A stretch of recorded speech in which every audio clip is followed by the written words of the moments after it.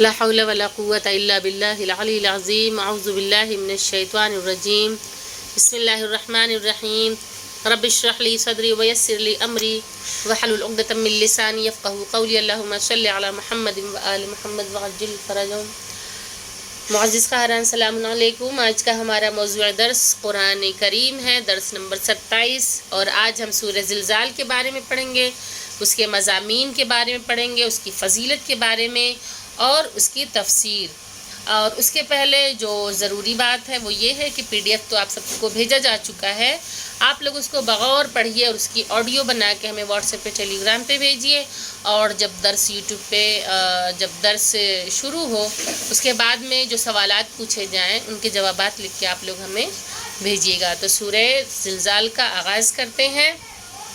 اعوذ باللہ من الشیطان الرجیم. بسم اللہ الرحمن الرحیم. اذا زلزلت الارض زلزالها واخرجت الارض اثقالها وقال الانسان ما لها يومئذ تحدث اخبارها بأن ربك أوحى لها يومئذ يصدر الناس أشتاتا ليروا أعمالهم فمن يعمل مثقال ذرة خيرا يره ومن يعمل مثقال ذرة شرا يره. صدق اللہ العلی العظیم. سورہ زلزال قرآن کریم کا 99واں سورہ ہے. یہ مدنی سورہ ہے، اس میں 8 آیتیں ہیں اور یہ 30ویں پارے کا جز ہے. سورہ زلزال کے مضامین کے بارے میں اگر گفتگو کی جائے تو اس سورہ میں اللہ تعالیٰ نے 3 پیغام دیا ہے. قیامت کی نشانیوں کے بارے میں اشارہ کیا ہے اور یہ بھی بتایا ہے کہ زمین انسان کے اعمال کی گواہی دے گی، اور آخر میں یہ پیغام دیا ہے کہ لوگوں کے 2 گروہ ہیں، ایک نیکوکار یعنی جو نیکی کرتے ہیں اور دوسرا بدکار. پھر ان کے نتائج کی طرف اشارہ کیا گیا ہے. فضیلت سورہ زلزال کے بارے میں رسول خدا صلی اللہ علیہ وآلہ وسلم نے ارشاد فرمایا کہ جو کوئی سورہ زلزال کی 4 مرتبہ تلاوت کرتا ہے گویا اس نے پورے قرآن کی تلاوت کی ہو. اسی طرح امام جعفر صادق علیہ السلام نے ارشاد فرمایا کہ سورہ زلزال کی تلاوت میں سستی نہ کرو، کیونکہ اگر اسے مستحب نمازوں میں پڑھے تو اللہ تعالیٰ سے زلزلہ اور اس کی ہلاکت سے محفوظ رکھتا ہے، اور نہ کسی آسمانی نہ ہی کسی دنیاوی مصیبت میں مبتلا کرتا ہے. اور جب ایسا شخص مرتا ہے تو اسے بہشت میں جانے کا حکم کرتا ہے، اور اللہ تعالیٰ اس سے کہتا ہے کہ اے میرے بندے، میں نے اپنے بہشت کو تمہارے لیے مباح قرار دیا ہے، جہاں بھی چاہو وہاں جا کر زندگی گزارو، نہ وہاں تمہیں کسی چیز سے منع کیا جائے گا اور نہ وہاں سے تمہیں نکالا جائے گا. اسی طرح ایک اور حدیث میں امام جعفر صادق علیہ السلام نے ارشاد فرمایا کہ سورہ زلزال کی جو شخص تلاوت کرتا ہے، جب موت اس کی قریب آتی ہے، جب موت کا وقت ہوتا ہے، تو اللہ تعالیٰ کی جانب سے ایک فرشتہ اس کے سرہانے آ کر ملک الموت سے کہتا ہے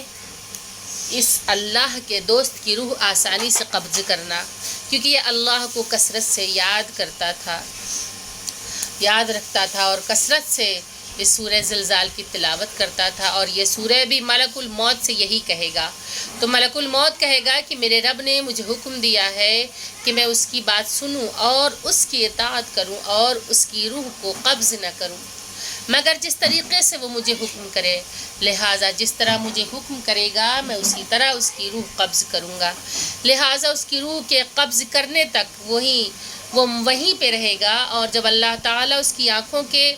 آگے سے پردے ہٹا دے گا اور بہشت میں اپنے ٹھکانے کو دیکھ رہا ہوگا تو ملک الموت انتہائی آرام سے اس کی روح قبض کرے گا. پھر اس کی روح کو 70,000 ملائکہ تشریح کرتے ہوئے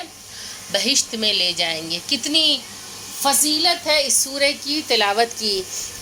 کہ موت میں آسانی کے بارے میں مولا نے فرمایا ہے کہ اگر کوئی انسان اپنے سامنے اپنی جگہ دیکھ لے، اپنا ٹھکانہ دیکھ لے جنت میں، تو ظاہر سی بات ہے پھر اسے دنیا چھوڑ کے جانے کا تو بالکل بھی غم نہیں ہوگا اور آسانی سے اس کی روح بھی قبض ہو جائے گی. سورہ زلزال کا ترجمہ اس طرح ہے کہ بسم اللہ الرحمن الرحیم، شروع اللہ کے نام سے جو بڑا مہربان اور زیادہ رحم کرنے والا ہے. اذا زلزلت الارض زلزالها، جب زمین ذروں کے ساتھ، زمین زوروں کے ساتھ زلزلے میں آ جائے گی، یعنی زمین لرزنے لگے گی، واخرجت الارض اثقالها، اور وہ سارے خزانے نکال ڈالے گی، وقال الانسان ما لها، اور انسان کہے گا کہ اسے کیا ہوا ہے، یومئذ تحدث اخبارها، اس دن وہ اپنی خبریں بیان کرے گی، بِأَنَّ رَبَّكَ أَوْحَىٰ لَهَا، کہ تمہارے پروردگار نے اسے اشارہ کیا ہے۔ جب زمین کو اس قدر زلزلے کے جھٹکے آئیں گے، زمین لرزے گی، تو انسان محو حیرت ہو جائے گا کہ آخری سے کیا ہوا ہے، تو وہ اپنی تمام خبروں کو بیان کرے گی۔ یومئذ یصدر الناس اشتاتا لیروا اعمالهم، اس روز سارے انسان گروہ در گروہ قبروں سے نکلیں گے، جو مدفون ہیں، جو قبروں میں ہیں، جنہیں موت آ چکی ہے، وہ بھی اپنی قبروں سے گروہ در گروہ نکلیں گے تاکہ اپنے اعمال کو دیکھ سکیں۔ فمن یعمل مثقال ذرۃ خیرا یرہ، پھر جس شخص نے ذرہ برابر نیکی کی ہوگی وہ اسے دیکھے گا، ومن یعمل مثقال ذرۃ شرا یرہ، اور جس نے ذرہ برابر برائی کی ہے وہ اسے دیکھے گا۔ یعنی کہ اس طرف اشارہ کرنے کا یہ مطلب ہے کہ اگر انسان نے ایک ذرے کے مانند بھی نیکی یا بدی کی ہے تو وہ اس کا اجر، اس کا صلہ اس روز دیکھے گا۔ مختصر تفسیر اس کی یہ ہے کہ قیامت کے دن واقعی قیامت کا دن ہوگا اور انسان پتنگوں کی طرح اڑتے نظر آئیں گے، پہاڑ دھنی ہوئی روئی کے مانند ہو جائے گا، کیونکہ بالکل ایک طرح سے جیسا آپ لوگ دیکھتے ہو کہ جس جگہ پہ گریوٹی نہیں ہے، یعنی اگر اسپیس میں جتنے بھی ایسٹروناٹس جو اسپیس میں گئے ہیں ان کو بھی دیکھا ہوگا کہ وہ وہاں پہ چل نہیں پا رہے تھے چاند پہ، اگر ویڈیوز دیکھی ہوگی تو وہاں پہ گریوٹی نہیں ہے، اور گریوٹی نہ ہونے کی وجہ سے انسان اڑتے ہیں، یا اسپیس شپ پہ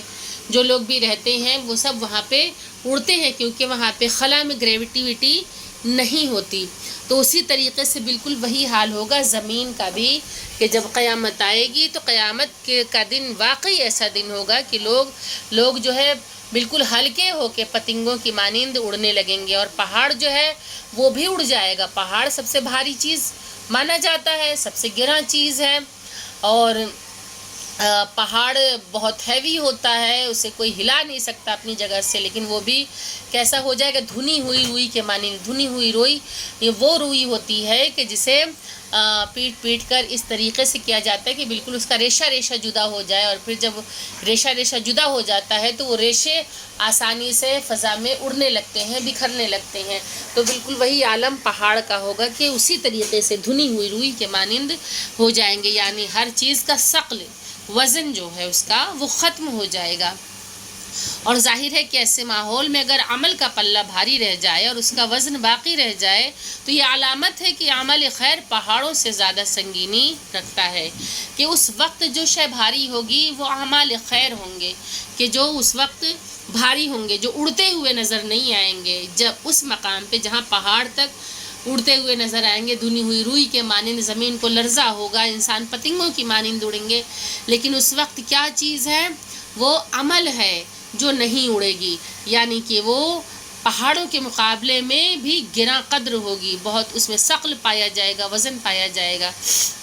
اور ایسے عمل کرنے والا واقعاً حقدار ہے کہ اسے جنت کی خوشگوار زندگی عطا کی جائے، ورنہ اگر کسی کے عمل کا پلہ ہلکا ہوگا اس کا عمل بھی قیامت کی آندھی میں اڑ جائے گا، کہ اگر کسی نے ذرہ برابر برائی کی ہے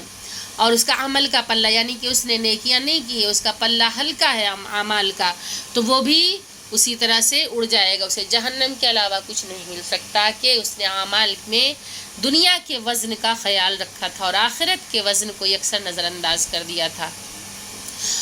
ورنہ وہ سوچتا کہ دنیا کا وزن آخرت کے مقابلے میں بالکل بے قیمت ہے اور اس کی کوئی حیثیت نہیں ہے،